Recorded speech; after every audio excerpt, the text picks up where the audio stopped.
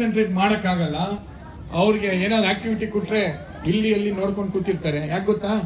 ನಿದ್ರೆ ಸರಿಯಾಗಿ ಮಾಡಿರಲ್ಲ. ಪೇರೆಂಟ್ಸ್ ಬಹುಶಃ ಇದ್ರ ಬಗ್ಗೆ ಗಮನ ಕೊಡಲ್ಲ ಅನ್ಸುತ್ತೆ. ಕೆಲವು ಮಕ್ಳು ಏನ್ ಮಾಡ್ತಾರೆ ಗೊತ್ತಾ? ಮಲ್ಕೋ ಅಂತ ಕಳ್ಸಿದಾಗ ರೂಮಲ್ಲಿ ಮಲ್ಕೋತೀನಿ ಅಂತ ಹೋಗ್ತಾನೆ. ಅವ್ನು ಹೋಗಿ ಅಲ್ಲಿ ಮಲ್ಗಿರ್ತ, ಅವನು ಮೊಬೈಲು ಟ್ಯಾಬ್ಲೆಟ್ ಇಟ್ಕೊಂಡು ಅದ್ರಲ್ಲಿ ಆಟ ಆಡ್ತಾ ಇರ್ತಾನೆ. ನೀವು ಮಲ್ಗಿರ್ತೀರಾ, ಅವನು ತುಂಬಾ ಲೇಟಾಗಿ ಮಲ್ಕೋತಾನೆ. ಇದನ್ನ ನೀವು ದಯವಿಟ್ಟು ಜೋಪಾನವಾಗಿ ನೋಡ್ಕೋಬೇಕು.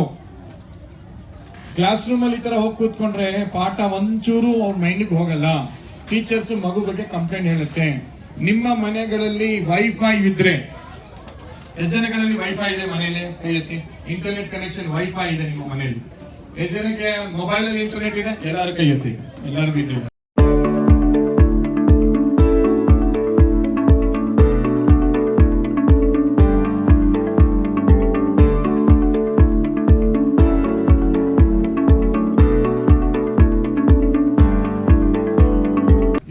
ಮಲಗಬೇಕು.